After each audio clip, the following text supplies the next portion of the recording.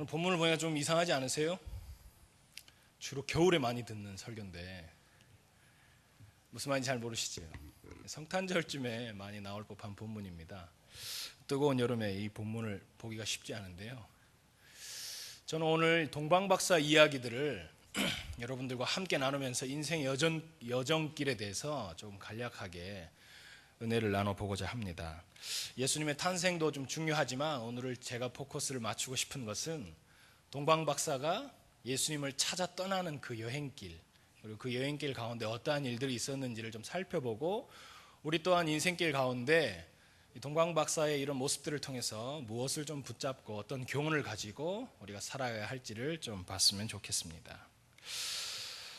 여러분, 동방박사 이야기는요, 그냥 핵심부터 좀 간단하게 얘기하면 이 땅을 살아가는 저희들과 비슷한 모습을 예표하고 있습니다. 우리도 영원한 본향인, 우리가 가고자 하는 곳이 있죠. 천국이라는 그곳을 향해서 우리가 인생의 여정길을 살아가는 사람들이죠. 한 번도 가본 적도 없는, 확인조차 해보지 못한 그 천국이라는 그 미지의 곳을 향해서 어떠한 별과 같은 어떤 무언가를 바라보고 우리가 계속해서 발걸음을 내딛고 있죠. 확신하진 않지만 동방박사처럼 언젠가는 우리도 예수님을 만날 날이 올 것이고 천국에서 우리 성도님들이 다 같이 그분을 예배할 날이 올 것입니다. 아멘. 천국에 대한 확신이 없으세요? 아멘 하시죠? 예. 여러분, 오늘 이 말씀에 등장하는 동방박사는요, 성경학자들이 이런저런 추론들을 좀 찾아보니까요, 특별히 동방박사에 대한 많은 정보들이 나와 있지는 않습니다. 그냥 단순히 이 사람들이 동방이라는 이 말을 가지고 페르시아라는 나라에서 왔을 것이다, 이렇게 좀 추론을 하고 있습니다. 이 사람들은 뭐 하는 사람들이었냐면 하늘을 연구하던 사람들이었습니다. 점성술가죠. 별을 보고 이렇게 연구하던, 성실하게 배우고 자연의 법칙에 대해서 이렇게 공부하던 그런 사람들이었습니다. 근데 그 당시에 이 페르시아에서 예루살렘까지는 거리가 굉장히 멀었습니다. 수백 킬로가 되는 거리였죠. 걸어서 오기에는 사실 진짜 쉽지 않은 그런 길이었는데, 이 사람들이 그 별 하나만 보고 이렇게 움직였다라는 것이 사실은 쉽지 않은 행동이고 선택이죠.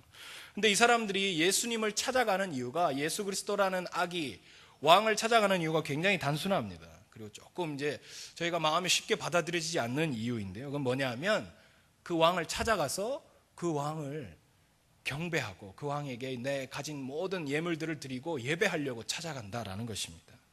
자신들의 참된 왕이 되신, 자신들이 정말 인정할 만한 참된 왕이 되신 그분을 찾아가서 그분을 높여드리고 경배하고 그분을 예배하기 위해서 이 먼 믿음의 여정길을 출발한다라는 것이에요.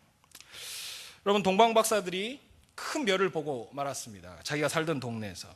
그래서 가본 적도 없는 그 예루살렘이라는 땅, 이 베들레헴이라는 땅에 발걸음을 내딛기 시작하는 이 출발점에 가장 중요한 것이 뭐냐 하면 바로 믿음입니다. 믿음.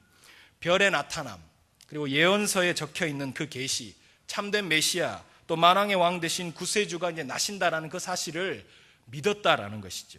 믿음으로 그걸 받아들이고 그 참되신 구세주를 내가 직접 찾아뵙고 예배하고 높여드리고 내 가진 모든 것들을 좀 드리고 싶다라는 그 마음에서, 그 믿음에서부터 이 여정길의 출발이 시작된다라는 것입니다. 그러니까 별을 보는 순간 가장 높으신 내 하나님 되신 그분께 예배해야 되겠다는 믿음이 생기기 시작했다라는 것이죠. 그래서 이 믿음이 그 험난한 여정이든 거리가 얼마나 되든 가본 적이 있든 없든 이런 모든 상황이나 환경적인 문제 요인들을 다 제하고 단숨에 발걸음을 떼서 그곳까지 가고자 하는 그 순례자가 되기로 결정하도록 하는 원동력이 됐다라는 것입니다. 여러분, 우리가 믿음이 없으면 우리는 하나님께로 나아갈 수가 없습니다.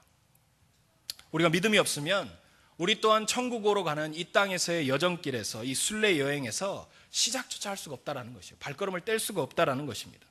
천국으로 향하는, 우리의 결국 영원한 본향으로 향하는 우리의 이 인생의 여정길의 출발점의 이 시작점은 바로 믿음입니다. 우리가 얼마나 그 하나님을 믿고 신뢰하고 쫓느냐에 따라서 우리가 천국으로 향하는 본향의 출발점이 이제 보인다라는 것이죠. 여러분, 믿음이 없이는 우리가 예수님을 예배할 수가 없습니다.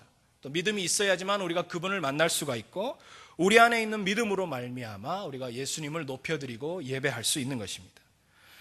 저와 우리 모든 성도님들은 이 참된 믿음을 놓치지 않고 이 믿음을 소유함으로 말미암아 인생의 여정길을 끝까지 잘 완주해서 우리 모두가 다시 한번 그 천국에서 만나서 함께 우리 하나님을 높여드리고 예배할 수 있기를 간절히 소원합니다. 여러분, 근데 오늘 본문을 통해서 우리가 동방박사 이분들의 실수를 하나 찾아볼 수가 있습니다.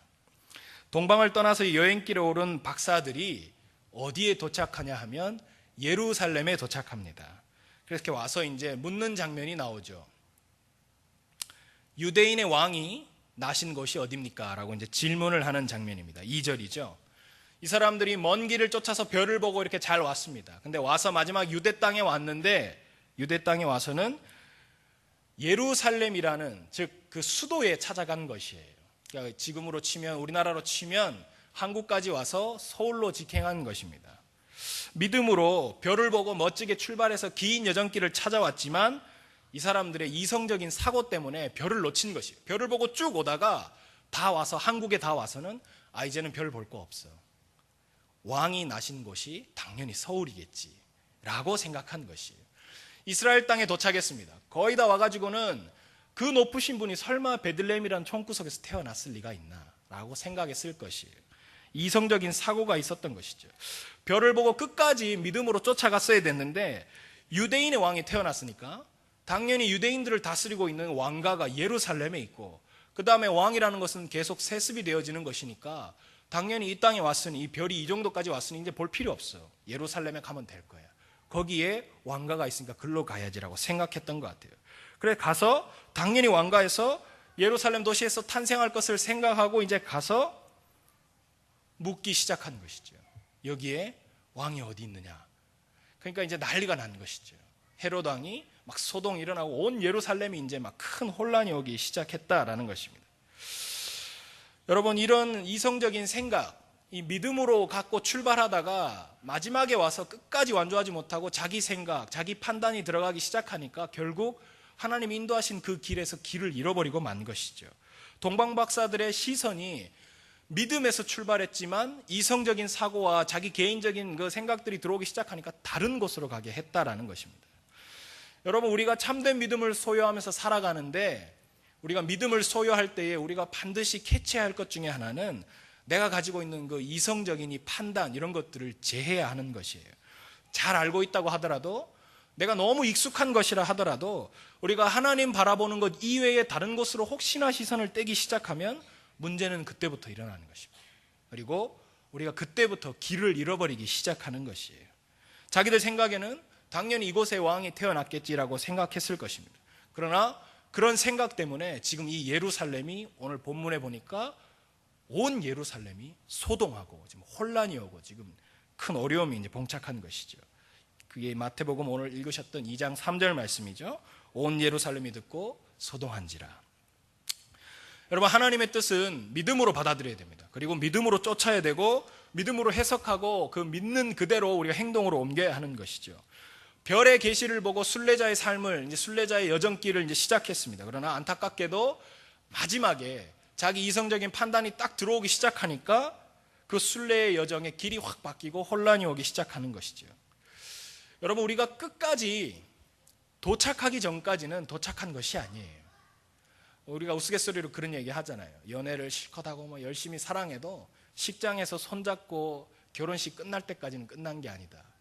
여러분, 다 온 것 같지만 마지막에 거기서 우리가 이성적인 판단에 믿음을 잃어버리면 도착할 수가 없습니다. 끝까지 잘 완주해야 하는 것이에요. 끝까지 잘 믿음으로 싸워야 하는 것이죠.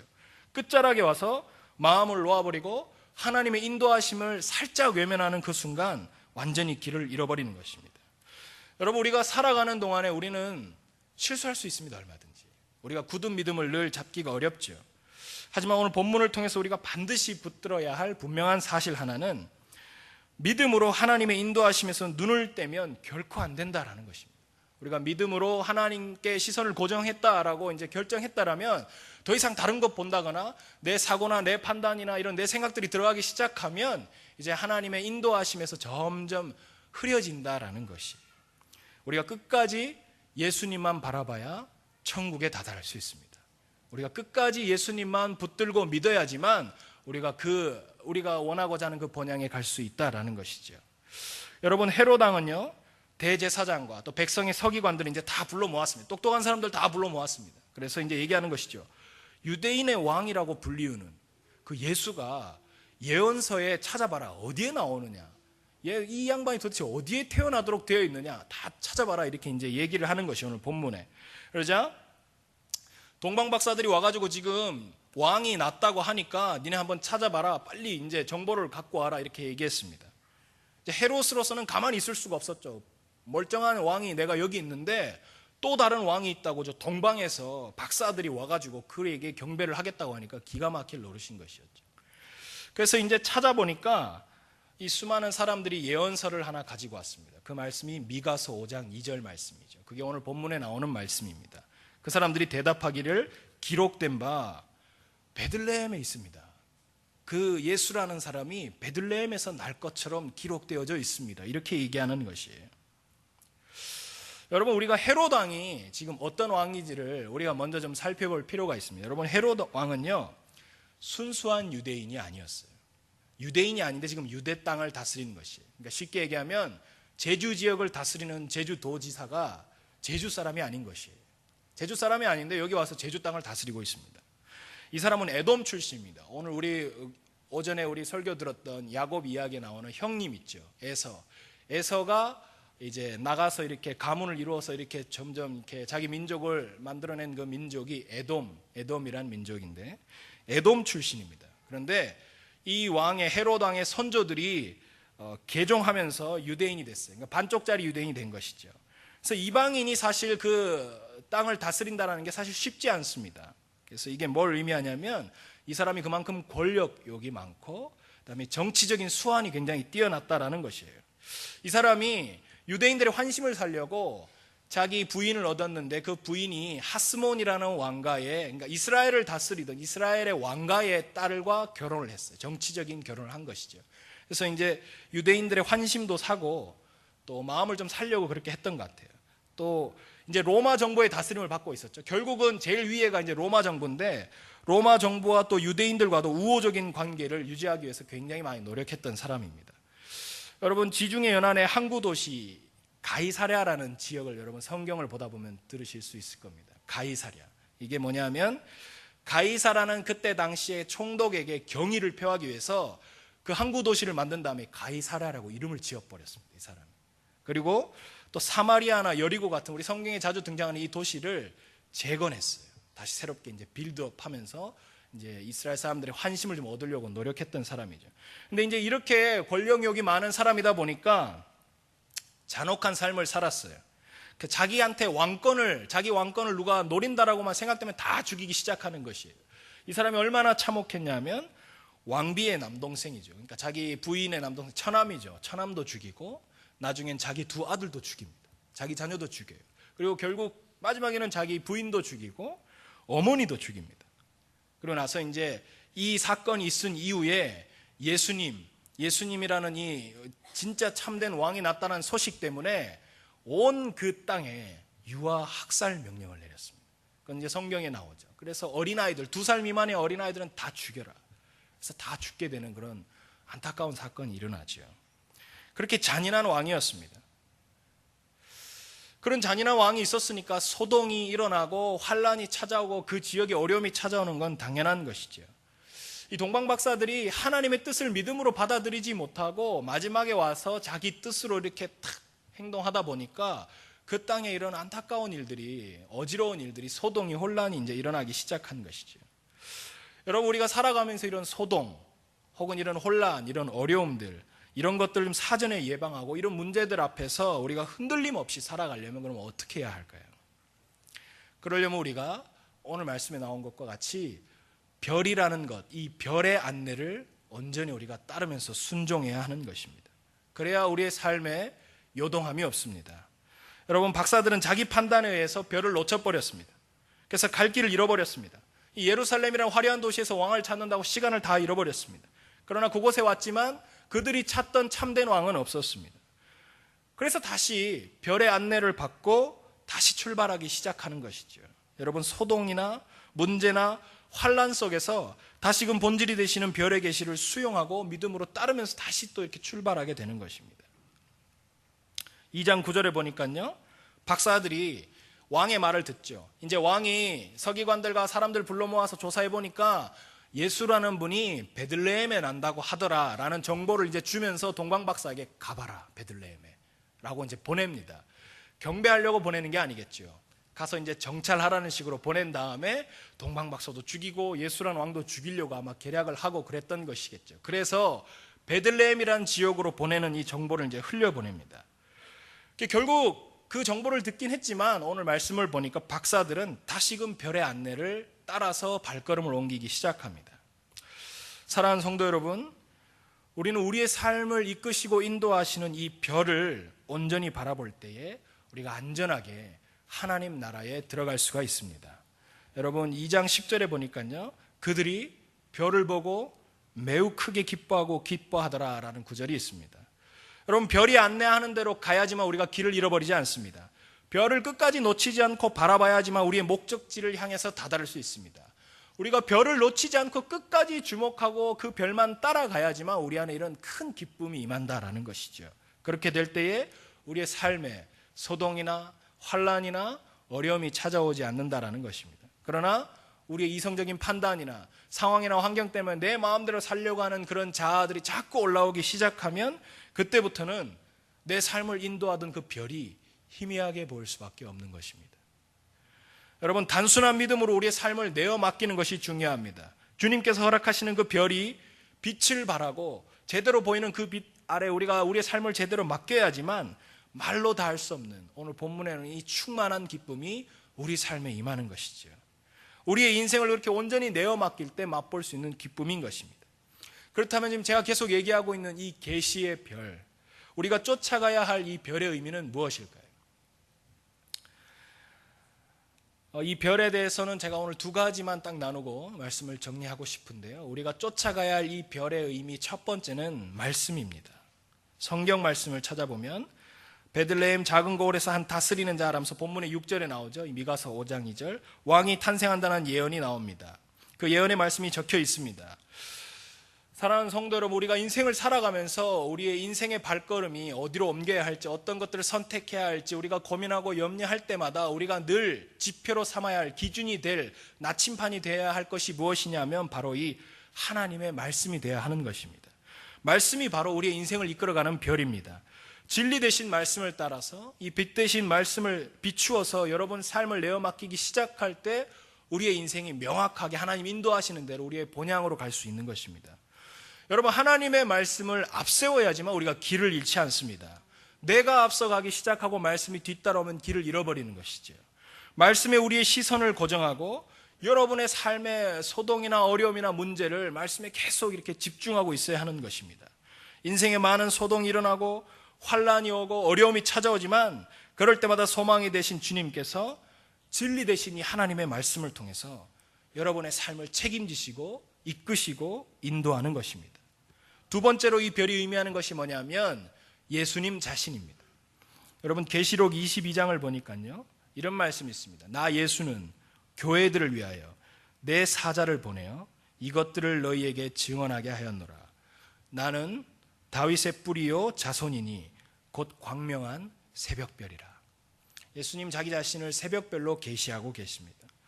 여러분 이 별이라는 것은요 예수 그리스도를 상징합니다.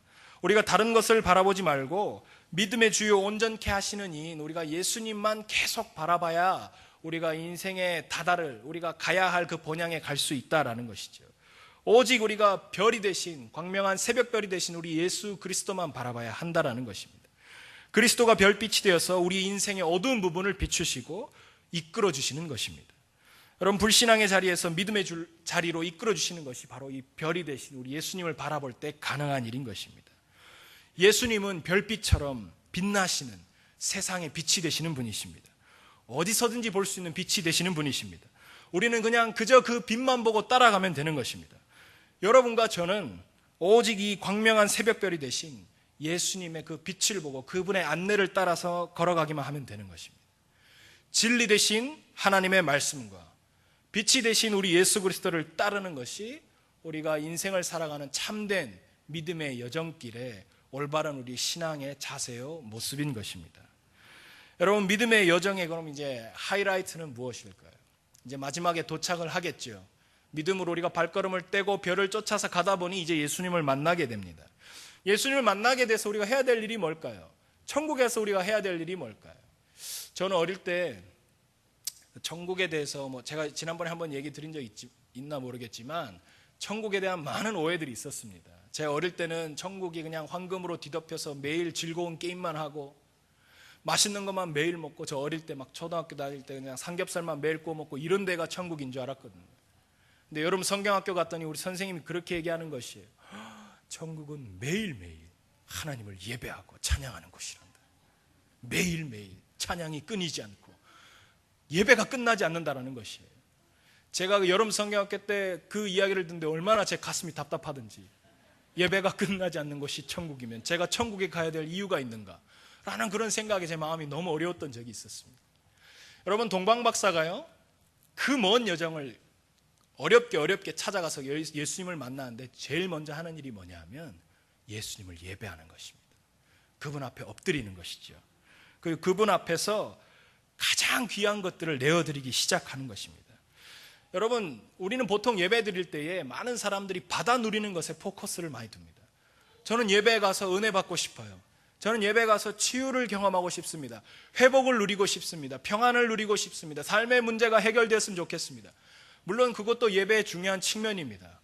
우리가 받아 누려야 하는 특권이죠. 하지만 하나님이 받으셔야 할 가장 중요한 예배의 우선은 뭐냐면 그분을 높여드리는 것입니다.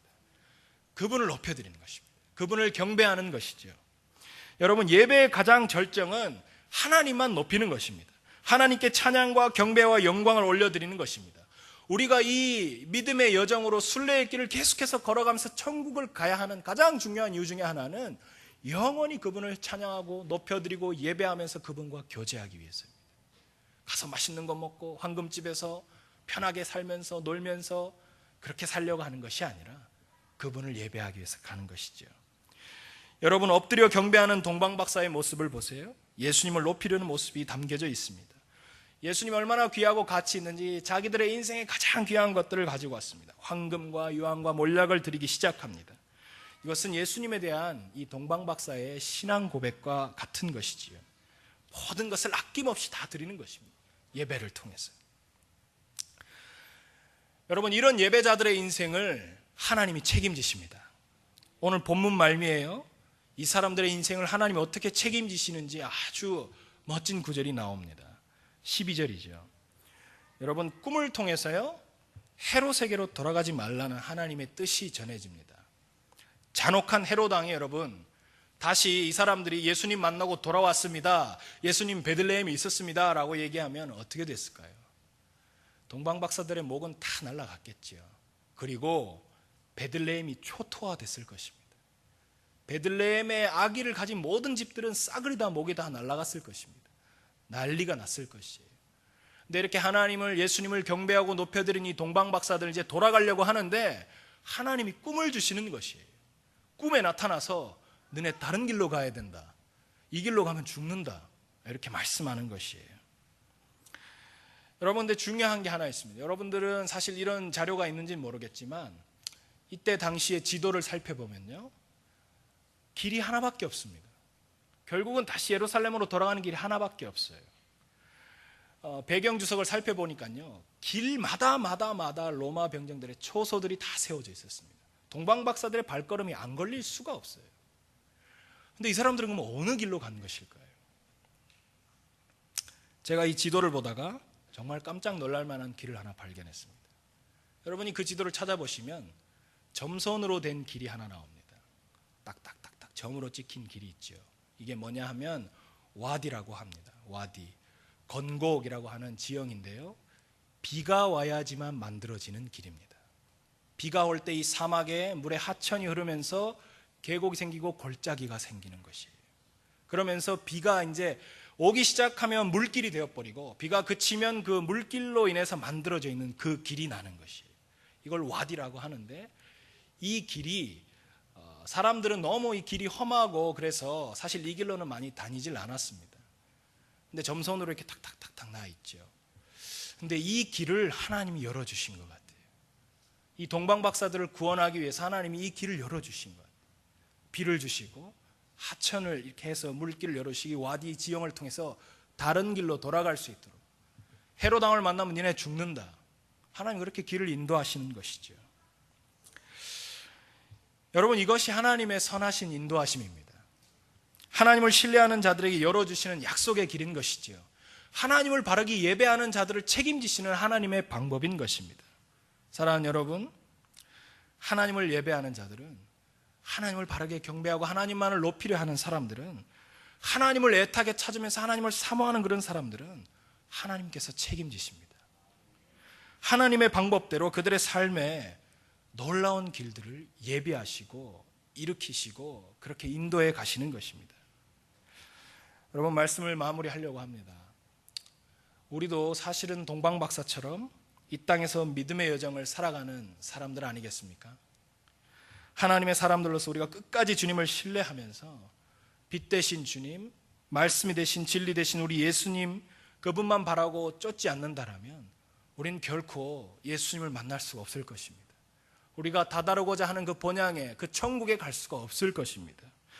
우리가 믿음으로 그렇게 주님만 탁 바라보고 다른 것에 시선을 빼앗기지 않고 별이 되신 그 예수님에게만 시선을 고정해서 우리가 믿음의 발걸음을 한 걸음 한 걸음 옮기기 시작한다면 우리도 이 험난한 인생의 여정길 언젠가는 천국에 다다르게 되고 하나님을 예배하게 되고 예수님을 만나게 되는 놀라운 축복이 우리 삶에 있을 것입니다. 주님만 바라볼 때에 때마다 일마다 열어주시는 그 그리스도의 평강과 선하신 주님의 인도하심이 저와 우리 모든 성도님들을 저 천국으로, 하나님 계신 그분의 나라로 우리를 인도해 가실 것입니다. 함께 기도하겠습니다. 하나님 아버지, 여기 함께 모인 우리 모든 성도님들이 전심으로 하나님을 예배하는 예배자가 되기를 소원합니다.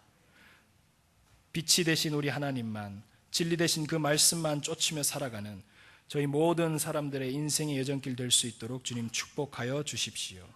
예수님의 이름으로 기도합니다.